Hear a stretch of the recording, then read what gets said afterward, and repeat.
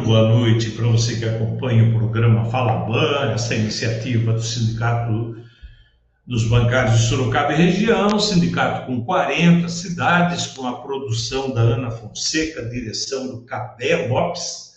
Nós vamos falar hoje sobre um assunto que é bastante pertinente à categoria bancária, né? E a nossa convidada já está aqui do lado, mas antes eu quero fazer um reforço aqui. Hoje, segunda-feira, nós tivemos a assembleia do Banco Itaú para acertar hora extra, bolsa educacional, né? O teletrabalho de um modo geral, e nós tivemos pouca votação. O Júlio já está acostumado com isso. Nós tivemos poucos votos, para terem uma noção, das 8 às 10 da manhã, que a gente imagina que o pessoal está mais tranquilo e tal, nós tínhamos registrado 3 votos só, 3. Então, quero passar para vocês a informação de que amanhã, dia 13, nós ainda vamos manter a página da votação, a página da Assembleia em aberto, que é muito importante que você, funcionário do Banco Itaú, leia a minuta, que você entenda o que você está votando. De maneira nenhuma eu estou pedindo para você votar a favor ou contra, porque eu quero que você analise aquilo que foi negociado. Porque se não estiver a contento, você pode votar não, você pode não concordar. O que maioria votar é o que vai vencer, tá? Mas é importante que você faça isso, porque um tempo atrás eu fui desacatado por uma funcionária do banco que disse qual foi o idiota que aprovou essa proposta, né? E estava disponibilizado para todos os bancários, inclusive ela, que estava querendo achar que eu era o idiota que tinha aprovado, mas a gente, né, tem noção do quanto isso pesa para a categoria, o quanto é bom. Quando você fala da bolsa de estudo, né, o banco vai manter o que tem e só vai aumentar se alguma federação do Brasil, que ainda não faz parte desse acordo coletivo, entrar no processo. Aí, dependendo de quantos funcionários estiverem naquela base, o banco vai aumentar um quantitativo ali da bolsa de estudo. Isso é só para falar um assunto. Então, amanhã, dia 13, nós vamos permanecer com a votação em aberto, tá bem? Para que você, se hoje, por qualquer motivo, não teve a oportunidade de votar, amanhã você pode fazer. Vai até às 20 horas, mas, por favor, não deixa para a última hora, né? Porque quem deixa para depois acaba esquecendo. E eu acho que é isso que está acontecendo com os colegas do Banco Itaú. Muito bom. Hoje nós trouxemos aqui, está aqui já presente, a doutora Maria Gabriela Vicente Henrique de Melo, doutora Gabriela, e ela vai falar com a gente a respeito do teletrabalho, home office, direitos, deveres, ressarcimento de despesas. Eu já perguntei do Ano Novo e do Natal da doutora, então só quero desejar uma boa noite, doutora. Seja bem-vinda novamente ao nosso programa. Tomara que a gente faça uma prosa gostosa para todo mundo aqui. Boa noite. Boa noite, Júlio. Boa noite, pessoal de casa. Reforçando aí, feliz ano novo a todos que estão ouvindo a gente. Fico muito feliz de iniciar o ano, né, aqui com a nossa participação por parte do escritório. E tomara que seja um ano também que a gente consiga trazer várias pautas importantes, sanar a maior quantidade de dúvidas possíveis. Teremos um ano político, né, doutora? Muito embora... Com certeza. Muito embora as pessoas fiquem de olho nos feriados, esse ano vai ter um monte de feriados que emenda aqui, ali e acolá, mas se o sindicalista fala isso, já dizem, o sindicalista é tudo folgado. De qualquer forma, nós teremos esse ano político e que é importante que as pessoas saibam em quem votar, é importante isso.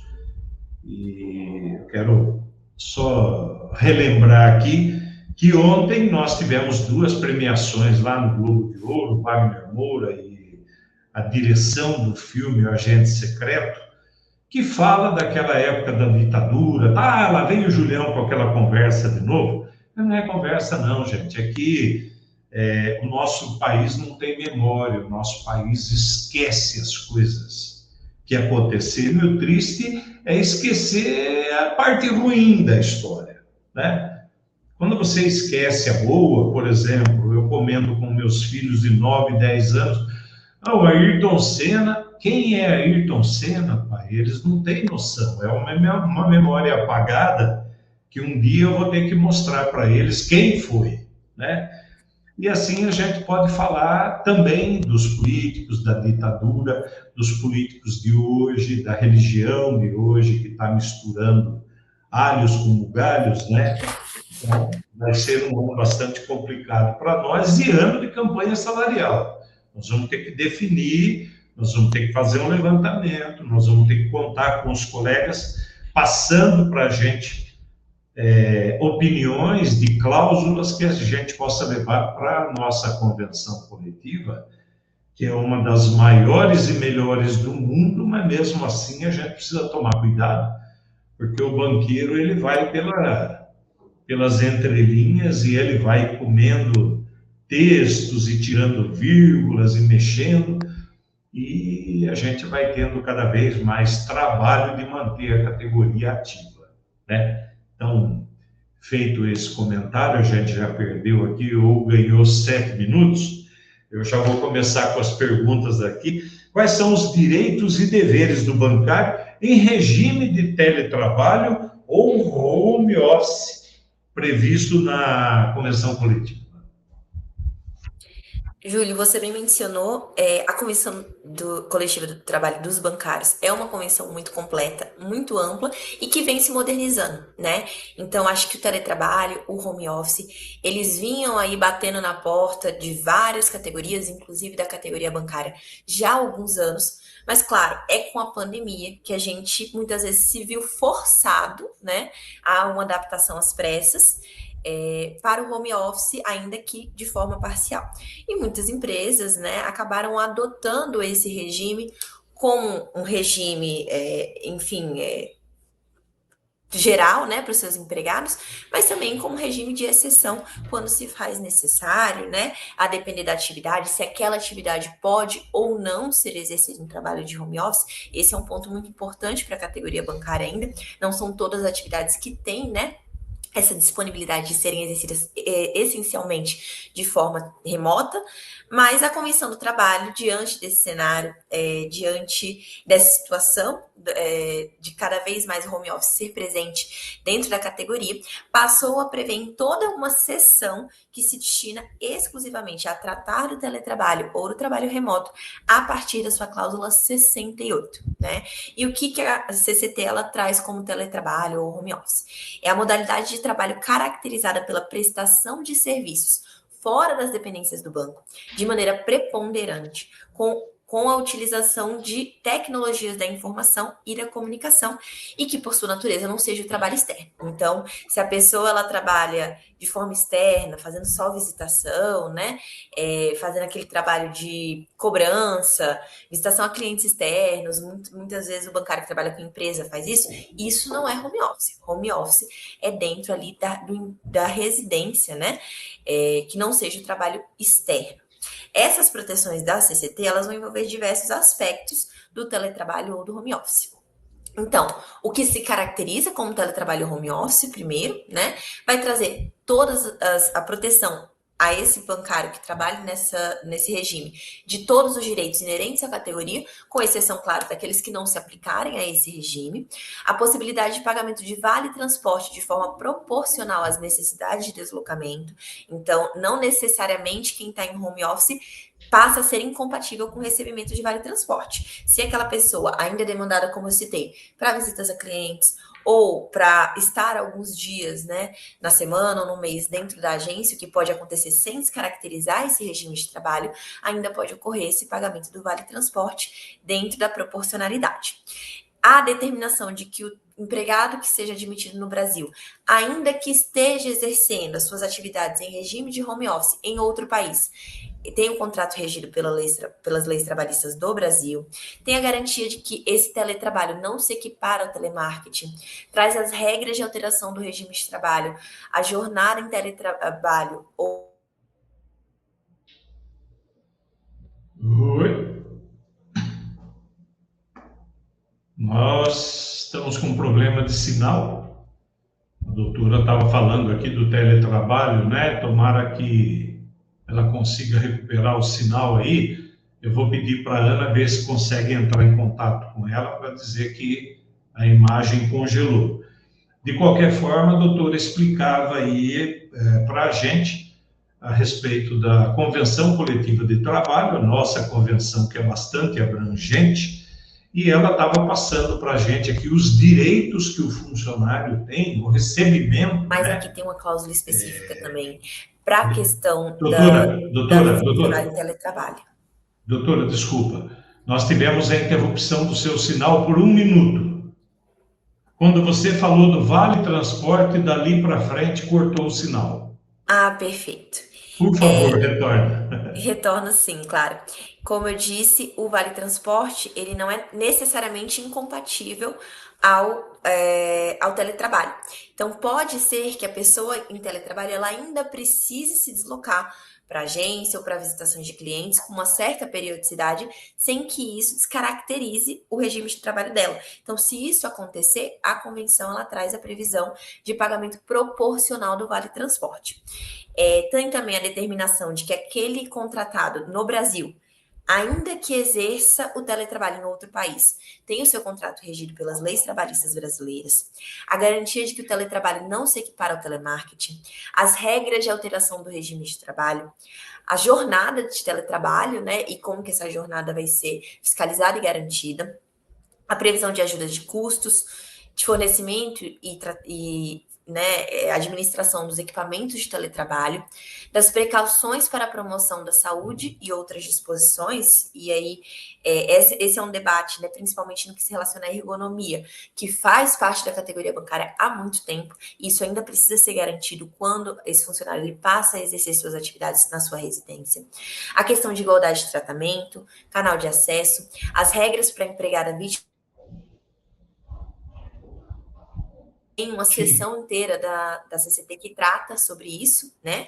E aqui a convenção ela vai trazer especificamente uma cláusula para aquela empregada que está em teletrabalho, confidencialidade e também a pessoalidade do trabalho, em que pese ser um trabalho exercido de forma remota. Isso não exime o trabalhador ou substitui por outra pessoa. O contratado é aquela pessoa que deve exercer esse trabalho também, e também o acompanhamento de como que vai se dar esse teletrabalho. Então, tudo isso são questões que são previstas na convenção, né? Uma sessão bem extensa que abrange bastante coisa. Tá. Eu só quero informar que deu um outro pico aí, caiu durante uns segundinhos. Eu não sei se você tem algum aparelho aí que possa dar uma remanejada, porque está congelando aí. Aqui a transmissão continua normal. Você acabou de falar, e a gente tem que, porque estava aqui na minha pergunta, né? Quais as despesas o banco é obrigado a ressarcir? Como internet, energia, mobiliário, cadeira ergonômica, você acabou de falar da ergonomia, né? Equipamentos, computador, notebook, né? Como o trabalhador comprova e requer esse ressarcimento? Como é que ele faz? O banco ele tem que fornecer, né, os equipamentos que se fizerem necessários para o exercício do trabalho, tá? Então, computador, caso o bancário seja necessário, o espaço físico, né, cadeira, mouse, teclado, tudo que se fizer necessário. Os equipamentos que a critério do banco vierem a ser disponibilizados ao empregado vão ser fornecidos em comodato, que por assim dizer seria como um empréstimo. E o funcionário, ele é responsável pela guarda, conservação e devolução desse equipamento quando necessário, ou ao final do contrato de trabalho, ou em caso de troca, entrega para manutenção, etc. Essa manutenção, ela deve ser custeada pelo banco, e previamente autorizadas também por ele, e deverão ocorrer durante a jornada normal de trabalho. Agora, em relação a esses outros custos, né, internet, energia, etc. Claro que há um aumento no custo do funcionário que passa a exercer as funções em home office. Então, diariamente ele saía para trabalhar, ele tinha sua conta de energia, por exemplo, X, e pode ser que isso dobre, triplique, a depender da demanda que ele tem ali interna de uso. A mesma coisa para a internet, por vezes telefone, se ainda se fizer necessário, despesas nesse sentido.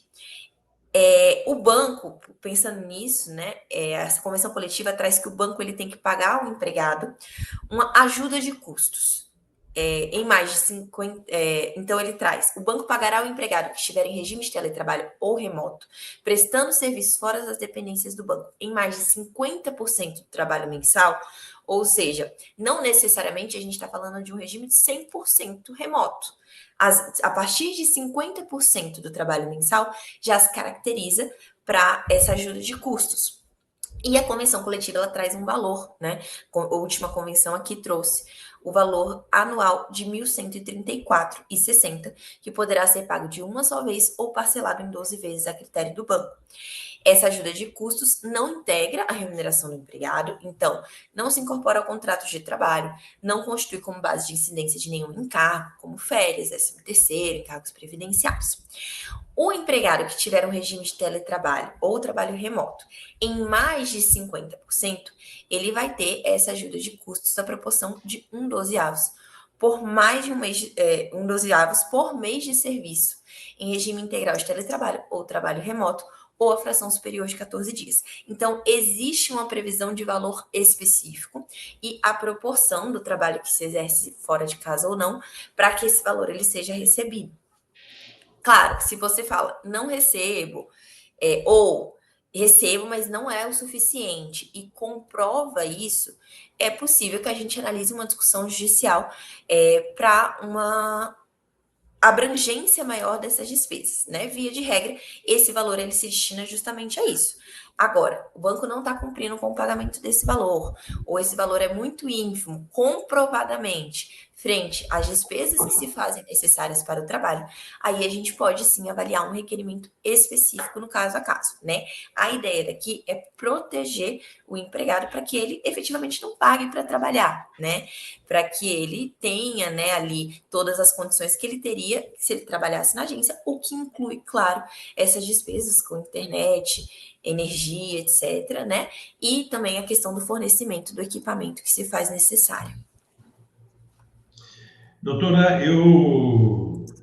toda vez que a gente fala do teletrabalho, do home office, o que me chateia, o que me revolta, o que me deixa fora da casinha, é nós termos as agências bancárias cada vez menos volume de trabalhadores, né? Então, o cliente vai para o banco, chega no banco, não tem quem atenda direito, não tem quem resolva o seu problema, tem que ficar esperando, às vezes, 3, 5 pessoas, porque só tem um atendente, e o banco alega que o teletrabalho está à disposição. Agora, o teletrabalho em si, eu vou fazer o meu comentário, que é sempre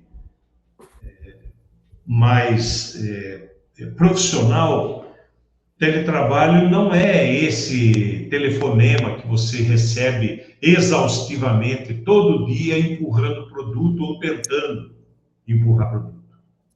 Quando você senta na frente de um funcionário e fala, olha, a minha conta está com problema, ali você tem uma pessoa que vai cuidar, vai olhar, vai procurar saber. Quando você liga para alguém, aquela pessoa não está na sua frente, e a gente ouve por parte dos colegas barbaridades de resposta que eles recebem pelo telefone, porque é impessoal, né? É impessoal. Uma coisa é você ter um funcionário lá na casa dele, onde quer que seja, ligando para clientes em potencial, tentando fazer uma venda de produto.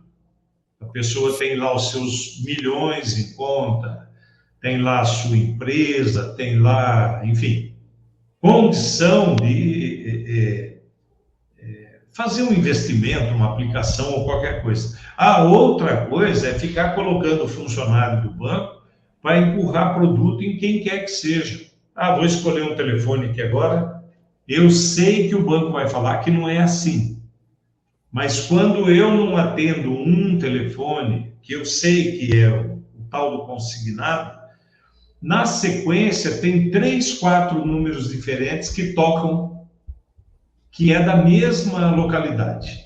É alguém tentando fazer com que você atenda, que você compre, e sem falar nos golpes, né? E quando você vai para dentro de uma agência, está faltando gente, não tem gente para atender, porque o banco não quer mais agência de tijolo, né? Eu ouvia do Olavo Setúbal, o dono do Itaú, lá no passado, que ele dizia que o futuro do banco não era mais agências de tijolos, e a gente não entendia isso, dinheiro direito. Como diziam, o dinheiro de plástico, né? Então, a nossa cabeça não estava preparada para aquela mudança que o banco programava. A agência de tijolo é o teletrabalho, cada um fica na sua casa, home office. E o dinheiro de plástico não é a cédula, é o cartão, débito, crédito, alimentação, saúde. É tudo no cartão, o dinheiro não transaciona mais, né? E há pouco tempo atrás, onde é que tinha bastante dinheiro? No pedágio e no supermercado, que o banco já não tem mais, né? O banco é ali no autoatendimento e olha lá, e nem caixa tem. E Funcionário. também é importante pensar, né, Júlia, que às vezes quem te atende, agora principalmente com as terceirizadas, a gente teve aquele debate todo sobre o Santander no ano passado, nem sempre é um bancário. E aí também entra na importância do debate sobre o enquadramento Sim. dessas pessoas como bancário para garantir esses direitos que a convenção coletiva também prevê, para se as pessoas tiverem teletrabalho, né? E aí, para mim, a tentativa do banqueiro é fazer com que esse filão, né, se desvincule da categoria bancária, porque tem uma convenção coletiva ampla, e passe a ter uma convenção coletiva de qualquer outra categoria. Não vou citar aqui, porque eu fui criticado pelos representantes aí da Pulse aqui de Sorocaba, então não vou tocar nesse nome, para não correr o risco de um processo que a gente correu, muito embora não tivéssemos feito nada de mais grave, a não ser alertar o trabalhador de que ele tinha direitos e ele podia, inclusive, estar equiparando com a categoria bancária, que eles têm lá um salário idêntico ao salário mínimo e as suas dificuldades, né? Então, é um outro assunto para uma outra hora. Como fica o controle de jornada, doutora? Porque o pagamento de hora extra, né? O teletrabalho, vamos entender que a pessoa não está dentro da instituição financeira, está fora, né? Existe um mecanismo eletrônico, um banco de horas, uma forma de bater o ponto via abertura do sistema. Como é que funciona isso?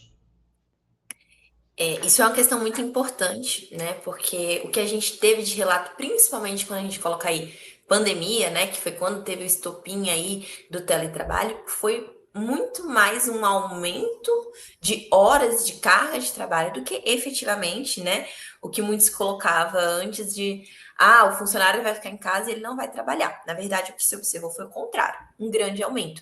E essa passou a ser uma preocupação para que esse trabalhador que trabalha em regime de teletrabalho, trabalha em regime de home office, ele não seja sobrecarregado e não tenha um aumento da sua carga diária. Então, pensando nisso, a convenção coletiva traz que o banco ele precisa utilizar de equipamento, programa de computador, para o registro dos horários de trabalho dos seus empregados e poderá adotar o registro do ponto por exceção, a jornada regular ao trabalho.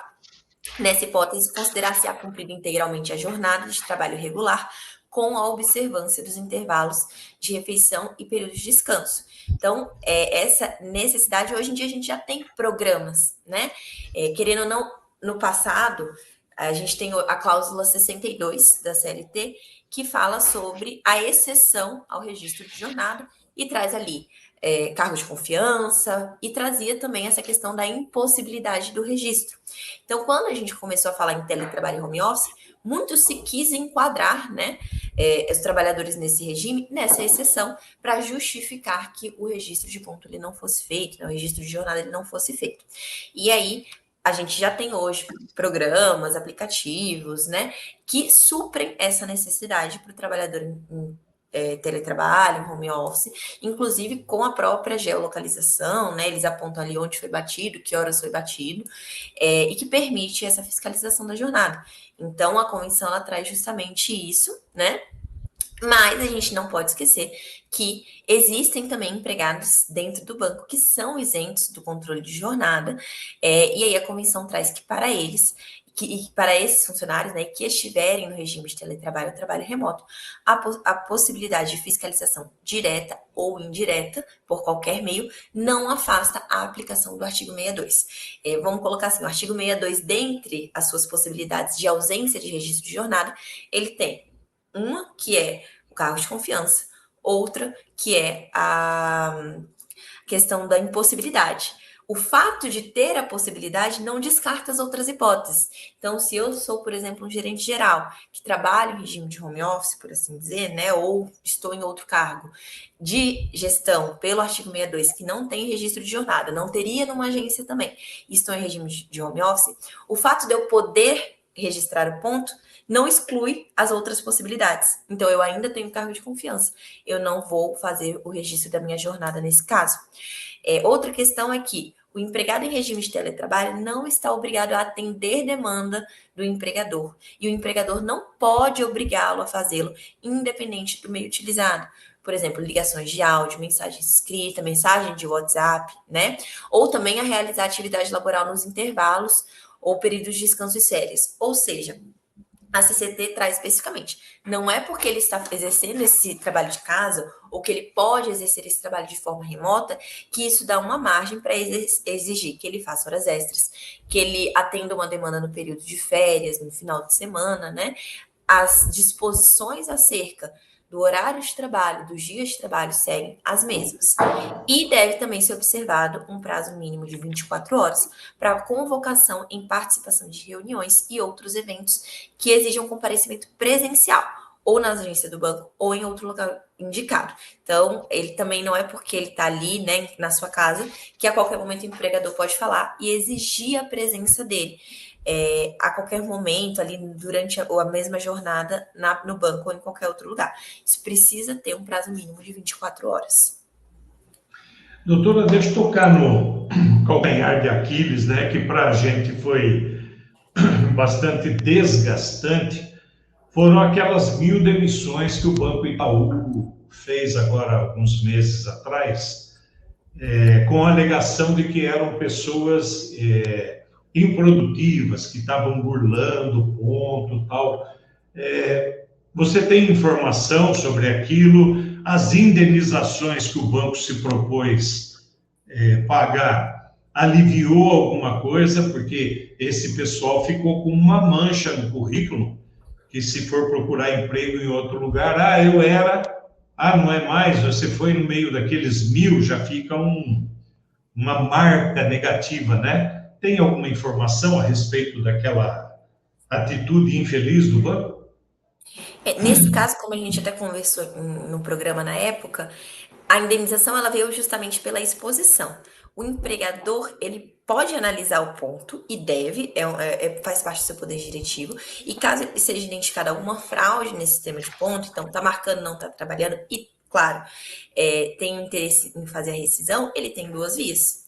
Ele pode a rescisão sem justa causa, que foi o que o Banco Itaú fez, e aí nesse caso, né, de forma alguma você precisaria, inclusive, dar essa justificativa. Então, por que, inclusive, divulgar isso de forma ampla para o mercado, né? Ou você poderia seguir pela questão da justa causa, se ficar ali evidenciada e comprovada essa fraude por parte do empregado, né? Agora, mesmo na justa causa, a gente tem o aspecto da privacidade. A justa causa ela não pode constar em registro na carteira de trabalho, ela não deve ser divulgada, mesmo justamente como uma proteção do empregado perante o mercado de trabalho. Ele tem o direito de se realocar, né? Houve ali uma quebra contratual e uma justa causa para rescisão naquele contrato, que não significa que vai haver em outros, né? Então, de uma forma ou de outra, haveria a necessidade de se não divulgar o motivo dessas rescisões, em que pese o poder do banco de fiscalizar, né? Caso de fato esteja ocorrendo uma fraude ou não. Mas nesse caso, até para deixar claro, as emissões, elas inclusive foram sem justa causa. Então, o banco não evidenciou, não trouxe essa justificativa, mas não precisaria trazer. É uma demissão sem justa causa, né?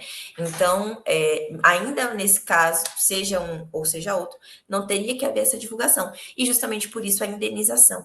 Quando a gente fala na irregularidade frente a essas rescisões, a gente não está falando na modalidade da rescisão. Foi uma rescisão sem justa causa, né? Se fosse uma por justa causa e o empregado trouxesse elementos, né, para uma discussão de uma ou reversão da justa causa, né, para uma demissão sem justa causa, uma indenização por dano moral nesse caso também cabível, é uma situação. A demissão em si não é o foco do debate.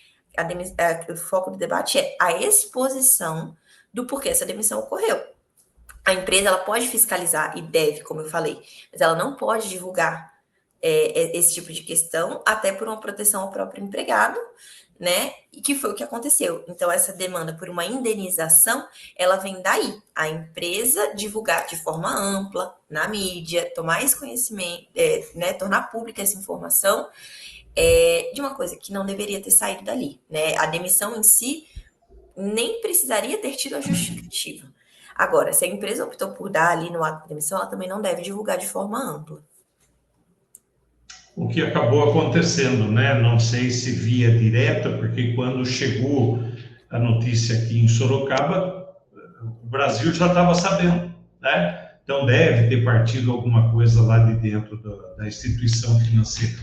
Assim como acontecia no passado também, de advogados de fora receberem informação privilegiada da demissão de uma tal pessoa, né? Eu já contei aqui e vou reforçar novamente. O funcionário recebeu uma ligação, atendeu o telefone e o advogado, olha, estou aqui para te ajudar na sua demissão. Eu falei, mas que demissão? Eu estou trabalhando, no final do dia, aquele funcionário foi demitido. Então, existia um vazamento interno dentro do RH do Banco Itaú, que houve, né, um desligamento de vários colegas, pessoas lá dentro, porque existia um privilégio para alguns e um dano maior para outros, né? A gente cria aqui o mecanismo da CCV, a gente fala, foi feito do Bradesco agora há pouco tempo, o do Itaú já funciona há anos, é uma atividade de sucesso, porque a LBS, por um lado, o jurídico do sindicato, por outro, o ex-funcionário demitido fazendo o seu relato, enfim, é um mecanismo criado para tentar ajudar um pouquinho mais, no caso do bancário demitido, tentar se reenquadrar ou se encaixar numa nova profissão mais breve, né? E essa CCV criada ajudou bastante nesse sentido, porque não tem a interferência de fora. Já não acontece o mesmo com o Banco Santander, que tem advogados de fora que estão fazendo proposta em nome do banco sem a participação do sindicato. Então, ainda existe alguma coisa lá dentro da instituição financeira Santander que não concorda com a CCV. E o início da CCV do Bradesco, já estou aproveitando porque o próximo assunto é jurídico, a CCV do Bradesco tem a dó, o banco está de brincadeira com o demitido, né?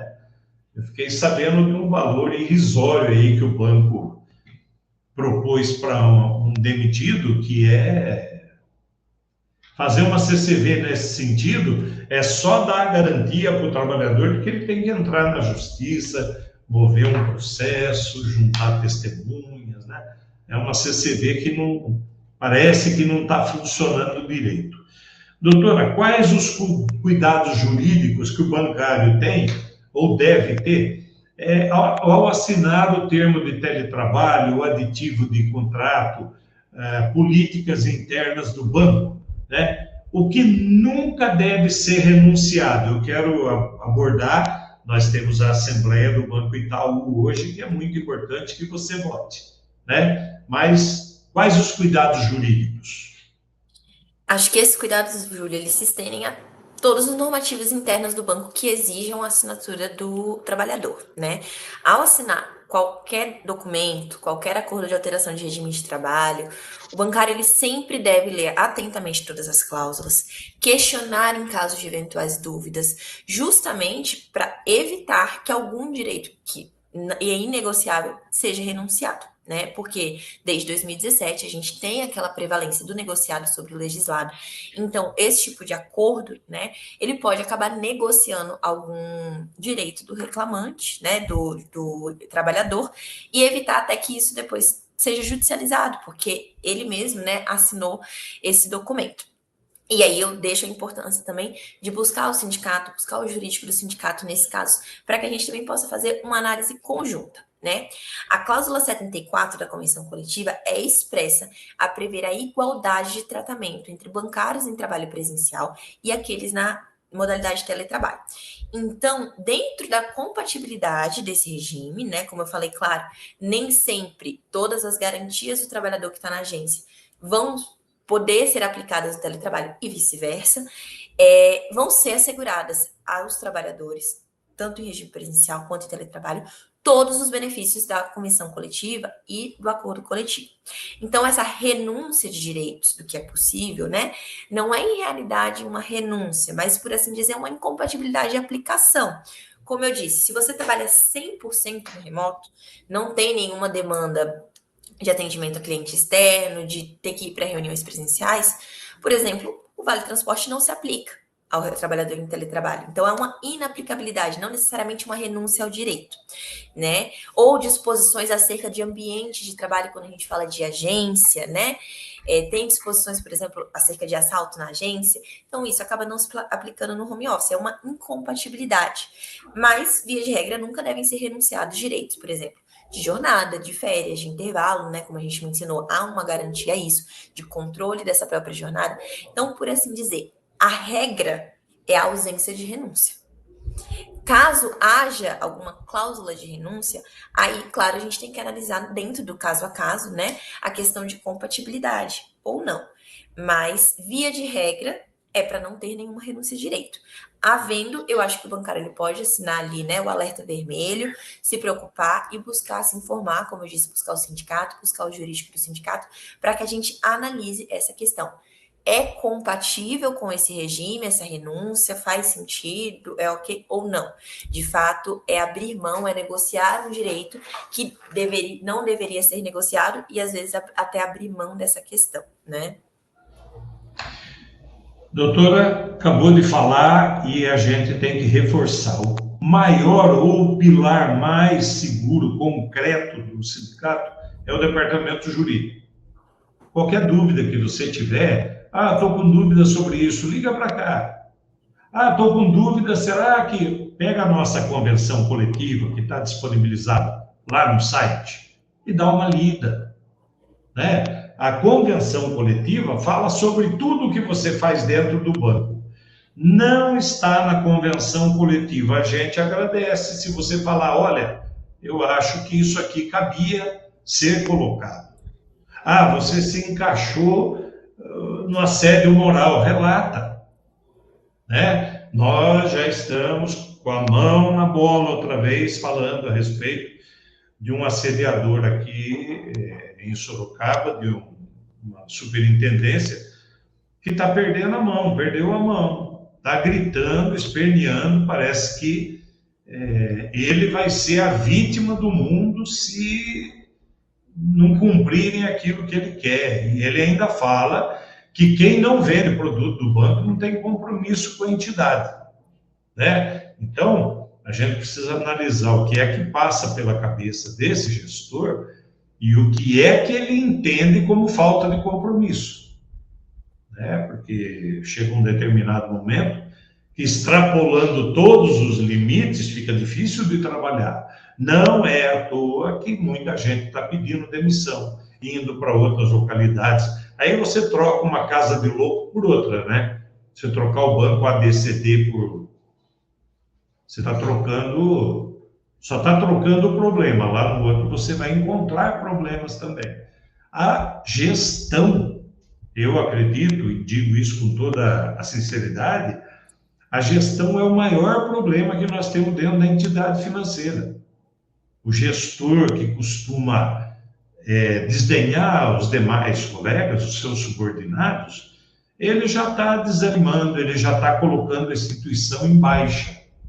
Ah, mas o banco fez uma negociação errada lá atrás, o banco está correndo atrás. Só que quem paga o pato é o funcionário que perde o emprego, é o funcionário que vai para teletrabalho e de repente não tem condição disso, é o funcionário que sai da área administrativa e vai para a área comercial sem um treinamento necessário, né?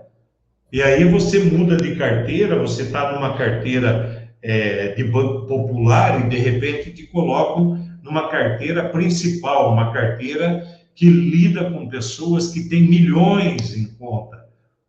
Esse colega não vai ter capacidade de atuar, de trabalhar adequado com aquela pessoa. E mais, pode fazer algum tipo de transação que traga algum problema, o banco vai ter que ressarcir o cliente, indenizar o cliente, e, lógico, vai causar a demissão do colega que está trabalhando no banco, sem condição e sem estrutura. Doutora, eu tenho uma última pergunta aqui, que agora fala do adoecimento, né? O cidadão está trabalhando, tá lá em teletrabalho, e ele ficou doente, agora ele pegou o quê? LER, problema de coluna, ansiedade, burnout, né? Essas coisas que a gente sabe que depende do corpo e da mente, principalmente. Quais os direitos e os passos jurídicos que ele deve seguir e comprovar por nexo como trabalho remoto? Se eu misturei aqui, desculpa, mas como é que ele consegue provar isso? Uhum. No caso do adoecimento, e aí nesse caso, Júlio, não é só o adoecimento vinculado ao trabalho. A gente fala do adoecimento geral, né? Algum adoecimento que o bancário tenha que exija ou que gere mais resultados desde que quando ele for realocado no trabalho remoto, no teletrabalho, né? Então o bancário ele pode fazer a solicitação mediante a apresentação do relatório médico que demonstre que a alteração do regime de teletrabalho corrobora para o tratamento e o impacto do trabalho presencial, né, em relação a essa doença, numa piora, né, no agravamento, numa intercorrência em relação ao tratamento, ele pode fazer essa solicitação, primeiro de uma forma administrativa. Então, junto à gestão, junto ao RH do banco, mediante a apresentação desses documentos, né, e aí, como eu falei, independe de ser uma doença vinculada ao trabalho ou não. E aí, no caso da negativa dessa solicitação administrativa, também a gente pode analisar o pedido judicial. O que é importante? Esse laudo médico, ele tem que sinalizar necessariamente essa vinculação do porquê que o trabalho remoto, né, trabalho telepresencial, ele traria uma melhora, que corroboraria com o tratamento do bancário. Não é só o laudo falando, olha, ele tem X patologia e por isso vai precisar estar em home office. Precisa se fazer essa análise, né, dos critérios, dos aspectos do teletrabalho que justificam essa solicitação. E, inclusive, esse pedido ele não se estende só ao adoecimento do bancário em si. Tá? A gente tem muitos casos de bancários que fazem essa solicitação por causa de adoecimento de filhos, cônjuges, pais e outras pessoas que dependam do cuidado do bancário e cujo tratamento se torne viável, né, a partir da alteração do seu regime de trabalho. Então, nos últimos anos, a gente tem situações que foram amplamente judicializadas e que tem já uma jurisprudência favorável, que inclusive, né, tem estado aí na boca, nos debates, foi a alteração do regime, né, de trabalho para pessoas que estão no espectro autista ou dependentes delas que estejam no espectro autista também e que precisem de teletrabalho como medida de tratamento ou para viabilizar o tratamento. Então, para poder levar os filhos nas terapias, né, ter essa flexibilidade, para poder estar junto com a mãe, com o pai, enquanto está ali no trabalho, para poder ajudar ali naquele tratamento. Então, isso se estende não apenas ao bancário e a sua necessidade para tratamento próprio, mas também de pessoas que dependam dele para tratamento, né? Então, a gente tem judicializado bastante processo também em relação a essas pessoas que demandam, mas segue o mesmo fluxo. Ter um documento médico que justifique, né, isso. No caso de terapias, né, que conste o horário das terapias e do porquê, então, o teletrabalho, ele se justificaria nesse caso. Fazer a solicitação administrativa. É importante ter a formalização dessa solicitação, então, tudo bem, conversa lá no presencial com o seu gestor, né, mas também manda por e-mail. E pede a resposta por e-mail também, para que a gente, caso seja necessário judicializar, apresente no judiciário também, olha, o banco se negou, é por isso que a gente está judicializando, a gente não está, por assim dizer, pulando etapas, né? Foi feito o requerimento administrativo e ele foi negado. E aí, tendo a negativa, a gente pode judicializar, a gente pode fazer o pedido da liminar, né? Até para que esse processo, caso se estenda por 5, 6, 7 anos, ele não implique no fato da pessoa ter que continuar no presencial, né? E acabe agravando mais a sua situação de saúde. Então, a gente faz o pedido da liminar também para garantir que isso ocorra o quanto antes. Doutora, você fala e eu vou lembrando aqui, né? Como é que a gente consegue, ou como é que a gente defende uma categoria quando vocês, mulheres, no retorno da gravidez, voltam para dentro de uma instituição financeira que diz, olha, você já não tem mais lugar aqui, você vai ter que escolher uma outra, e manda para uma outra cidade a mãe que está amamentando um bebê. Então, a cidade, eu acho que mais próxima que nós temos aqui, Araçoiaba, dá 20 quilômetros. São 20 quilômetros para ir, 20 quilômetros para voltar. Se a pessoa sai de uma instituição financeira de Sorocaba, vai para Araçoiaba, já está prejudicando a amamentação do bebê, né? E a instituição financeira faz isso, provoca isso, e nós já levamos isso para dentro do banco, né? Quando você fala também de negociar com o administrador, né? E justifica os motivos pelo qual você está pedindo, solicitando um atendimento, um afastamento, coisa parecida, eu quero fazer um reforço que as coisas não andam muito bem dentro das instituições financeiras, no sentido de recursos humanos, porque eles foram terceirizados. E quando é terceirizado, passa para a mão de outras pessoas que não têm o compromisso que o colega de trabalho tem. Eu estou aqui, estou preocupado com o colega na sala do lado. Esse RH, esse departamento pessoal, está num prédio lá na Paulista, não sei onde, e as coisas andam de mal a pior. Andam de mal a pior. Por isso que eu acho muito interessante o que a doutora falou. Negocia com o gestor, conversa com o gestor. Qual é a sua dificuldade? Qual é o seu impedimento? Feito isso, faz um relato por escrito e aí a ideia, né, além do gestor receber por escrito, porque você tem um documento na mão depois para dizer, olha, eu alertei, mas o negócio não foi para frente. Você manda um e-mail por escrito, tanto para o gestor, quanto você pode mandar para o RH do banco.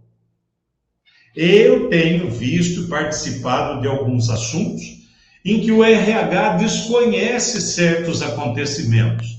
Por quê? Porque está morrendo o local, porque a administração local não está tomando conta. Lembra que agora de pouco eu falei que a área administrativa está acabando ou já acabou?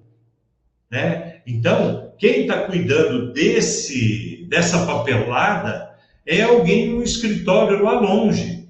E se você não tiver uma comprovação por escrito, gente do céu, até que provar que focinho de porco não é tomada, ó, a água rola por debaixo da ponte. Então, essa orientação da doutora agora foi perfeita.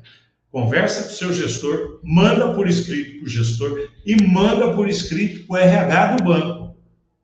Porque se o gestor não for competente, o RH tomou conhecimento. E se você, no processo judicial, juntar, eu avisei fulano e avisei o RH, opa, você tem uma comprovação de que você oficializou sua dificuldade, né? Então, a gente acha muito importante, a doutora acendeu uma luz aqui que eu reluto, né? Mas é verdadeiro, você tem que transformar tudo por escrito para poder chegar lá no ouvido de quem e que não vá falar depois besteira, que não estava sabendo de nada, que não viu, que não tomou E a conhecimento. ausência de resposta também, né, Júlia? Eu sei que às vezes a pessoa fala, mas não é uma negativa, eles não me responderam. Mas a ausência de resposta por si só, por assim dizer, já é uma resposta. Então, não tendo a resposta, a gente também não vai ficar esperando e a situação de saúde se agravando, né? A gente aguarda, né, um tempo plausível ali para ter esse retorno. Não teve, claro, isso é possível de ser justificado no processo. Olha, foi formalizado, foi requerido, passados X dias, X meses, a depender, né, da urgência ali da demanda, não houve o retorno e é medida de urgência. A via que se tornou necessária foi a judicialização, até pela falta de retorno. Então, por assim dizer, nesse caso, realmente a ausência de resposta é uma resposta para a gente entender se quer ou não judicializar também. Não havendo retorno, isso também já pode acender o alerta e a pessoa já pode nos procurar para fazer a judicialização. De setembro a outubro agora de 2025, nós fizemos uma meia dúzia, 7 lives com a FENABAN, falando a respeito de processos que a gente entende que deveriam ser encaminhados como coletivo. Tem a nossa convenção coletiva de que eles não aceitam o processo coletivo, desde que haja uma conversa entre as partes. Então, nós falamos do banco ABCD e a FENABAN, em contrapartida, não deu solução, resposta para nenhuma delas. Nós cumprimos o que está colocado na convenção coletiva. Nós falamos, ó, nós achamos que isso aqui. A FENABAN fez as suas ponderações, mas não disse se sim, se não. Não resolveu. Então, nós estamos dando entrada, com a ajuda da LBS em todas as reuniões, nós estamos dando entrada agora em alguns processos coletivos que tendem a vingar lá mais para frente, né? Eu espero que contemple uma boa parte dos colegas, você que é trabalhador bancário hoje, que daqui 3, 5, 7 anos não vai estar mais, seu nome vai figurar lá no processo coletivo. E o sindicato ganhando, nós vamos entrar em contato. Ó, Julião, ganhamos um processo aqui, você tem um dinheiro para pegar, para vir buscar, né? Então, tem que ter uma comprovação, tem que ter um documento falando, olha, é isso aqui que a gente está reivindicando. Doutora, chegamos ao final do programa. Eu quero deixar em aberto aqui agora qualquer ponderação, qualquer colocação que você queira fazer, para não estender muito, porque o seu dia também já extrapolou, né? Vamos tentar dar uma encurtada em alguns minutos aqui, para ver se você consegue jantar melhor na hora certa. Fique à vontade. Júlio, eu acho que um ponto que a gente não abordou que talvez seria importante, até por você ter mencionado essa questão da gestão do banco, né? A gente fala muito de assédio estrutural, é que o regime em teletrabalho, ou o regime de home office, ele não exime a ocorrência desses fatos, né? A gente tem muito esse assédio virtual também, inclusive assédio sexual também pode ocorrer, né? Então, tudo isso que a gente coloca muito em voga como sendo questões atinentes à categoria bancária ainda podem acontecer mesmo alterado o regime de trabalho. Então, ficar atento, porque não é porque o seu regime de trabalho mudou que necessariamente essas coisas não vão acontecer. E aí, acho que para concluir aqui o que a gente falou, acho que desde o momento que a gente começou aqui o programa até o final, mas que de fato é o mais importante, em caso de dúvida, é necessário buscar o sindicato, buscar o apoio jurídico, né? Sentiu que alguma coisa está errada, assinou um documento que tem uma cláusula de renúncia, está em regime de teletrabalho, mas está acontecendo alguma coisa de cobrança fora do normal, que extrapole a mera cobrança de metas, né? Tem colega que está fazendo um assédio virtual, está sendo demandado para trabalhar mais do que o horário, foi sugerido não anotar a hora corretamente, busca o sindicato, né? O teletrabalho é um regime de trabalho como qualquer outro. Ele tem as suas peculiaridades. A gente está se adaptando como eu disse, tudo aconteceu um pouco rápido, né? Já era uma coisa, um debate que vinha acontecendo, mas a partir de 2020 a gente vem um pouco sendo atropelado por essas modificações tecnológicas mesmo. Mas isso não muda o fato de que é um regime de trabalho para os bancários, que se vincula não só à CLT, mas também à convenção coletiva.